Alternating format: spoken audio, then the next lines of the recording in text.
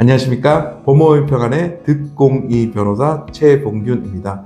오늘은 원나잇 후 나도 모르게 중간간에 가해자로 몰렸을 때 어떻게 대응해야 하실지를 설명드리고자 합니다. 변호사님, 원나잇 후 법적 문제가 발생할 가능성도 있나요?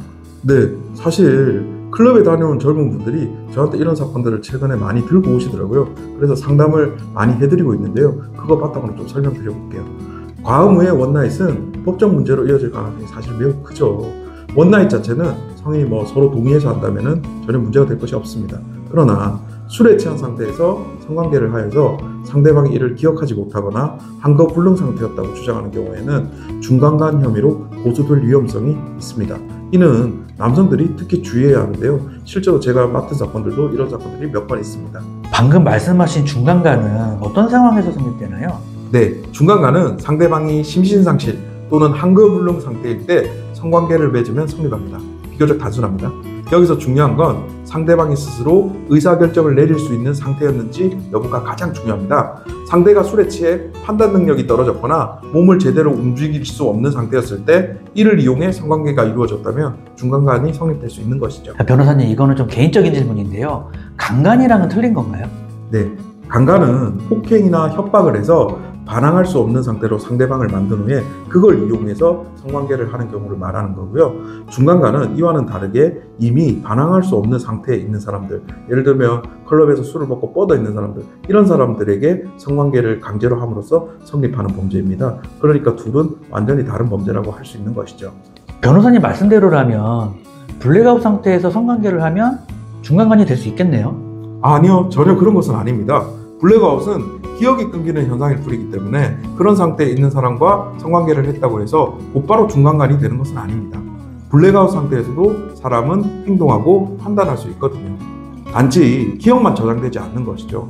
법적으로는 성관계 당시 상대방이 의사결정을 내릴 수 있었는지 행동이 정상적이었는지를 따지기 때문에 기억이 없었다는 사실만으로는 중간간이 성립되기는 어려운 점이 있습니다. 변호사님이 맡았던 중간간 무혐의 성공 사례를 좀 들어볼 수 있을까요? 네, 사실 제 자랑 같지만 여러 건들이 있는데요. 그 중에 제가 기억에 남았고 소개하면 도움이 될 만한 사례를 좀 말씀드리고자 합니다. A씨는 친구들과 술자리를 가진 후 그 자리에서 처음 만난 B씨와 원나잇을 가졌습니다.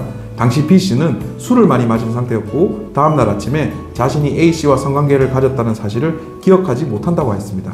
이에 B씨는 A를 중간간으로 고소를 했습니다.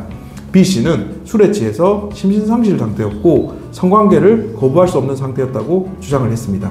수사가 시작되자 A씨는 억울함을 호소하며 그날 밤 B씨가 술에 취하긴 했지만 스스로 행동했고 정상적인 대화를 나눴다고 진술했습니다. 경찰은 사건을 조사하기 위해 당시 상황을 파악할 수 있는 증거들을 수집했습니다. 첫 번째로 술자리에서 나눈 대화와 행동이 담긴 CCTV 영상이 중요한 증거로 작용했습니다. CCTV에는 B씨가 술자리 이후 스스로 걸어 나가는 모습이 찍혀 있었고 집으로 돌아가는 과정에서도 혼자 걸으며 핸드폰을 사용하는 장면이 포착되었습니다. 또 성관계를 하기 전까지 A씨와 서로 정상적으로 대화를 주고받는 모습이 확인됐고요. 두 번째로 동석자들의 증언도 A씨에게 유리한 요소였습니다. 함께 술을 마셨던 사람들이 B씨가 술에 취했지만 스스로 판단하고 행동할 수 있는 상태였다고 진술했습니다. 특히 B씨가 스스로 집으로 돌아갔다는 점과 대화를 나누며 의사소통이 가능한 상태였다는 증언들이 이어졌습니다.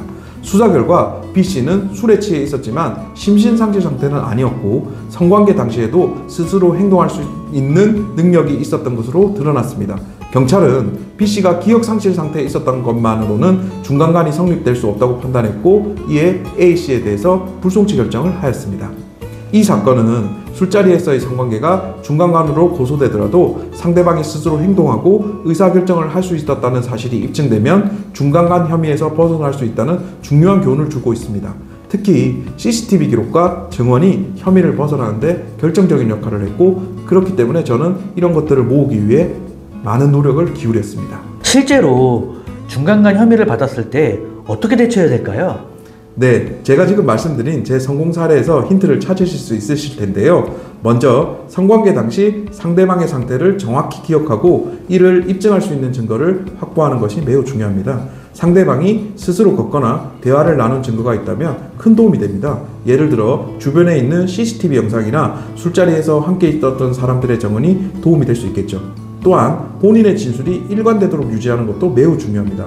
진실에 근거한 일관된 진술은 혐의를 벗는 데 큰 역할을 할 수 있습니다. 이러한 법적 분쟁을 피하기 위한 예방책은 무엇이 있을까요? 네, 정말 좋은 질문인데요. 사후에 사건이 터지고 수습하는 것보다는 사전에 예방하는 것이 상책입니다. 그리고 예방을 하는데 가장 중요한 건 상대방의 동의를 명확히 확인하는 것입니다. 특히 술을 많이 마신 상태라면 상대방이 자신의 상태를 제대로 인지할 수 있는지를 확실히 해야 합니다. 상대방이 취한 상태에서 성관계를 갖는다면 그 전에 상대방의 의사표시를 명확하게 받아두는 것이 좋습니다. 예를 들어 문자 메시지나 녹음 같은 방식으로 동의 여부를 남겨두는 것도 하나의 방법이 될 수 있습니다. 또한 과음을 피하는 것이 가장 안전합니다. 술이 많이 들어가면 판단력이 흐려지고 상황을 잘못 판단할 위험이 크기 때문에 적당히 마시고 상대방의 상태를 확실히 확인하셔야 합니다. 마지막으로 원나잇 후 성관계에서 주의해야 할 점은 무엇인가요? 네, 원나잇은 개인의 선택이지만 그에 따른 책임이 따를 수 있다는 점도 반드시 기억해야 합니다. 특히 술자리에서 원나잇을 고려할 때는 상대방의 상태를 철저히 확인하시고요. 성관계 전에 명확한 동의를 받아둬야 합니다. 중강한 행위는 상대방의 상태에 대한 오해나 기억 차이로도 발생할 수 있으니 그날 상황을 기록해두거나 너무 취한 상태에서 성관계를 하지 않는 것이 안전합니다. 만약 변호사를 선임할 능력이 안 되신다면 변호사의 상담이라도 한번 받아보시기를 강력히 권유드립니다. 성범죄 사건은 요즘 들어서 점점 더 방어가 어려워지고 있는 추세이기 때문입니다. 아까 제 성공 사례에서 보듯이 중간간에 있어서는 그에 관한 증거를 확보하는 것이 중요한 해결의 열쇠가 되기 때문에 이 부분을 잘 고려하셔서 증거 확보에 힘을 기울이시고 이를 통해 좋은 결과를 도출하셨으면 좋겠습니다. 감사합니다.